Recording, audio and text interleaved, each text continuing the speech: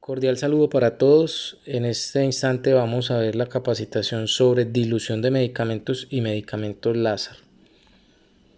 En primer lugar, la dilución de medicamentos se define como la reducción de la concentración de un medicamento en una disolución. Recordemos que una disolución se compone de un soluto o una sustancia la cual va a ir disuelta en un líquido o llamado solvente. Es así como entonces se procede a la reducción de esa concentración de ese soluto en ese solvente, normalmente con la adición de más líquido solvente para poder bajar esa concentración. Se realiza la dilución de medicamentos con el fin de administrar los medicamentos a concentraciones toleradas por las venas periféricas y o centrales. Es decir, debemos llevar esos medicamentos a concentraciones que las venas puedan tolerar de manera que no se vaya a causar flebitis o daños en las mismas. Los aspectos que debemos tener en cuenta previamente antes de realizar la dilución de medicamentos, en primer lugar, es la presentación del medicamento. Es decir, debemos saber cómo viene el medicamento. Si ya viene líquido, sencillamente es llevar ese líquido a un volumen mayor, pero si por el contrario no viene líquido sino en polvo, él va a requerir una disolución previa, como por ejemplo la mayoría de los antibióticos que vienen en polvo. Normalmente se le debe adicionar entre 10 y 20 mililitros de líquido con el fin de devolver ese polvo en forma líquida y que pueda ser trasvasado a un recipiente de volumen mayor con el fin de realizar la dilución. Debemos saber en segundo lugar por cuál vena se va a pasar. Si es por una vena central, me va a tolerar una concentración mayor y no lo voy a tener que diluir tanto. Pero si se va a pasar por una vena periférica, debemos hacer una dilución adecuada de ese medicamento con el fin de que no le vamos a causar una lesión a esa vena. Debemos tener en cuenta la concentración a la que va a quedar esa mezcla. Debemos saber cuánta cantidad de medicamento va a ir en qué cantidad de volumen. Debemos tener en cuenta esa información. También debemos tener en cuenta qué vehículos son compatibles. Por ejemplo, si yo lo puedo mezclar en solución salina, si lo puedo mezclar en lactato o en dextrosa. No todos los medicamentos van a ser compatibles en esos tres líquidos que les acabo de mencionar. Por ejemplo, la piperacilina, tazobactam y la ceftriaxona no son compatibles con el lactato de Ringer. Entonces, si un paciente tiene de base un lactato de Ringer, necesariamente ahí habrá que, por otra vena, administrar estos medicamentos con una solución compatible, en este caso en solución salina. Debemos también aplicar cálculos matemáticos. Normalmente se aplica la regla de 3 con el fin de hacer los cálculos para realizar la dilución de esos medicamentos. Más adelante vamos a ver algunos ejemplos. Debemos saber en dónde se va a preparar la mezcla, en un buretrol o en bolsa de líquidos. Esto de qué va a depender del volumen final al que yo vaya a realizar esa dilución. Recordemos que los buretroles traen un volumen total de 150. Es decir, si yo necesito, por poner un ejemplo, claritromicina, la claritromicina yo la debo diluir en un volumen final de 250, por lo tanto no me va a servir en un buretrol. Tengo que emplear una bolsa de 250 mililitros de solución salina. También, por ejemplo, ciprofloxacina. Cada 100 miligramos del medicamento debe ser diluido en 100 mililitros de solución salina. Si al paciente le ordenan 400 miligramos, tampoco me va a servir el buretrol y debo acudir a una bolsa de 500 mililitros.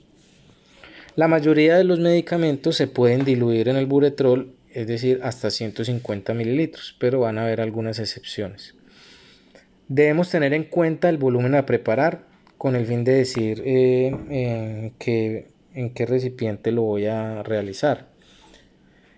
Debemos saber la estabilidad de la mezcla. Lo que yo acabo de preparar, ese medicamento, cuánto es estable a temperatura ambiente o si lo tengo que almacenar en la nevera y por cuánto tiempo, con el fin de preservar las propiedades farmacoterapéuticas de ese medicamento. Debo conocer las incompatibilidades con otros medicamentos con el fin de no irlos a degradar, generar precipitados que me puedan generar la aparición también de irritación y flebitis en las venas. Debo saber si ese medicamento es sensible a la luz. Si lo es, debo protegerlo con un equipo fotoprotector o emplear papel carbón con el fin de que el medicamento no sea afectado por la luz y se vaya a degradar. También debo saber si el medicamento es de alto riesgo con el fin de saber si lo debo administrar por bomba de infusión o si lo puedo administrar por un macro o microgoteo. Se debe tener documentado toda la forma de realización de esas diluciones, es decir, la velocidad de administración, los vehículos con los que se deben hacer las mezclas y las incompatibilidades. Todo eso debe estar documentado con el fin de que todas las personas que trabajen en la clínica y vayan a realizar las diluciones se haga de manera estandarizada y se evite la aparición de eventos adversos. Como vemos en ese dibujo, vemos que entre más oscura sea una sustancia, en este caso, más concentrado va a ser. Mientras más claro, va a ser más diluido, es decir, va a tener más líquido, la sustancia va a estar más disuelta. Un aspecto a tener en cuenta muy importante es el adecuado lavado de manos antes y después de administrar los medicamentos. Es importante con el fin de evitar la aparición de infecciones asociadas a la atención en salud que le podamos generar a un paciente, y más que son medicamentos administrados por vía intravenosa, pues más riesgo va a tener. También debemos realizar las diluciones en un ambiente adecuado, libre de toda contaminación de gérmenes, bacterias y todo tipo de agentes que me puedan contaminar el medicamento. Normalmente se realizan y se debe realizar en centrales de mezclas que son normalmente controladas y certificadas por el INVIMA bajo protocolos estrictos. Debemos utilizar los elementos adecuados como guantes y tapabocas con el fin de garantizar las técnicas asépticas adecuadas.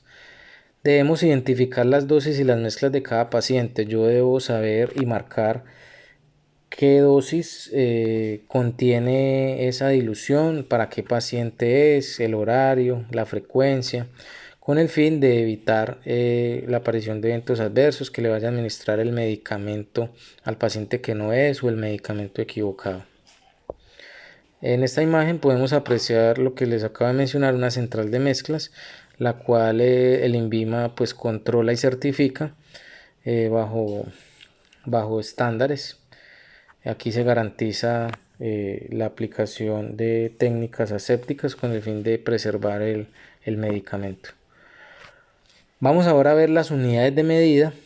Esta nos ayuda a expresar la cantidad del medicamento en determinado volumen o la solución. Entonces, la cantidad del medicamento se expresa en gramos, miligramos o microgramos, y en el volumen en que va a estar lo vamos a expresar en litros o mililitros. Vamos a ver la definición de flebitis. La flebitis es la inflamación o infección de las venas. Existen tres tipos de flebitis: flebitis bacteriana, flebitis mecánica y la flebitis química, que es ocasionado por la administración de medicamentos infundidos a través de las venas. ¿Qué factores me favorecen la aparición de esta flebitis? En primer lugar, la administración de soluciones o medicamentos que sobrepasen el nivel de acidez o alcalinidad de la sangre, la infusión de medicamentos o soluciones con una osmolaridad o concentración aumentada, ya sea por una mayor dosis o por cantidad de diluyente inadecuada, un tipo de diluyente también y que me genere irritación, entre otras.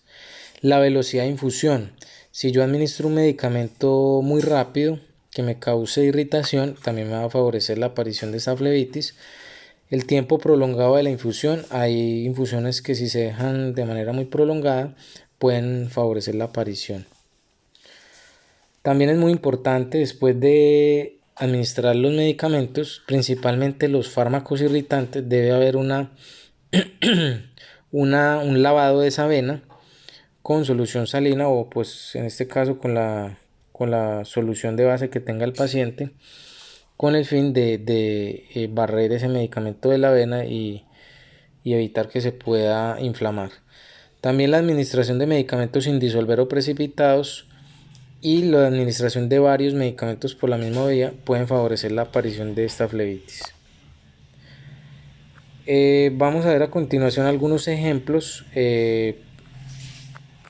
para realizar las diluciones, los cálculos con la regla de 3. En este primer ejemplo nos preguntan qué volumen de amicacina debemos extraer de la ampolla de 500 miligramos en 2 mililitros para obtener una dosis de 430 miligramos. En primer lugar debemos saber si ese medicamento ya viene líquido o no. En este caso la amicacina ya viene líquida, lista para extraer de la ampolla. Debemos saber la cantidad y el volumen. La ampolla viene de 500 miligramos en 2 mililitros y con esta información procedemos a plantear la regla de 3. La planteamos con la información de cómo viene ese medicamento. En este caso 500 miligramos están en 2 mililitros y abajo ponemos los 400 miligramos a cuánto volumen equivale. Recordemos que los miligramos debajo de los miligramos y la incógnita sería en este caso los mililitros. Entonces multiplicamos 430 por 2 y lo dividimos en 500. Cancelamos miligramos y nos va a quedar en mililitros. En este caso 430 por 2 dividido 500 me da 1,7 mililitros. Es decir, de la ampolla de 500 miligramos en 2 yo con una jeringa voy a extraer 1,7. Lo voy a llevar a un buretrol y con esto voy a garantizar que voy a administrar los 430 miligramos. En otro ejemplo, en este caso con la claritromicina, nos pregunta el volumen que debemos extraer del vial previamente diluido de 500 miligramos en 10 mililitros para obtener una dosis de 375. En este caso la claritromicina viene en polvo, por eso el ejercicio nos dice previamente diluidos, es decir, esos 500 los llevaron a 10 mililitros. Asimismo planteamos la regla de 3. 500 miligramos van a estar en 10 mililitros y los 375 entonces ¿a qué volumen equivale? Volvemos a aplicar la regla de 3, 375 por 10 dividido 500 nos va a dar 7.5, es decir que ese vial previamente diluido en 10 voy a sacar 7.5, lo voy a llevar a un buretrol, lo diluyo y con eso garantizo los 375 miligramos que me piden administrar. En otro ejemplo nos preguntan qué volumen de metronidazol debemos extraer del vial de 500 miligramos en 100 mililitros para obtener una dosis de 200 miligramos.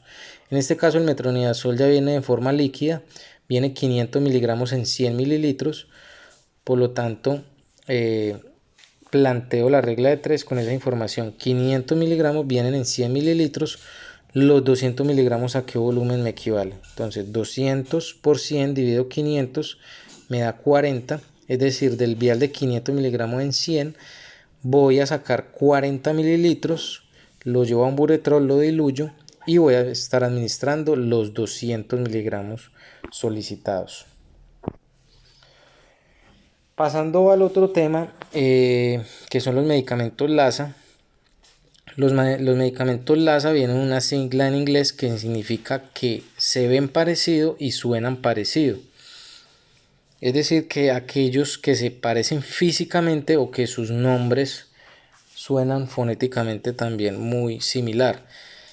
Como vemos en las dos imágenes, en la apariencia física de esos medicamentos, si uno no detalla el nombre, van a aparecer el mismo medicamento. Esto favorece la aparición de errores. Si nos dejamos llevar solo por la apariencia física o por su nombre, podemos dispensar un medicamento equivocado o administrar un medicamento equivocado a un paciente. Para evitar esas confusiones se recomienda que los medicamentos sean rotulados uno de los dos con un color diferente. En la clínica se tiene establecido que se emplee sticker de color azul, lo que indica al personal de la farmacia y de enfermería que debe tener precaución y rectificar muy bien su nombre nuevamente antes de su dispensación o administración. Siguiendo esta técnica favorece que se pueda evitar la aparición de eventos adversos. Es importante también que no solo con estos medicamentos se rectifique el nombre, con todo se debe hacer, simplemente que con estos se debe hacer con mayor razón porque son muy similares en su apariencia o en su fonética. Muchas gracias.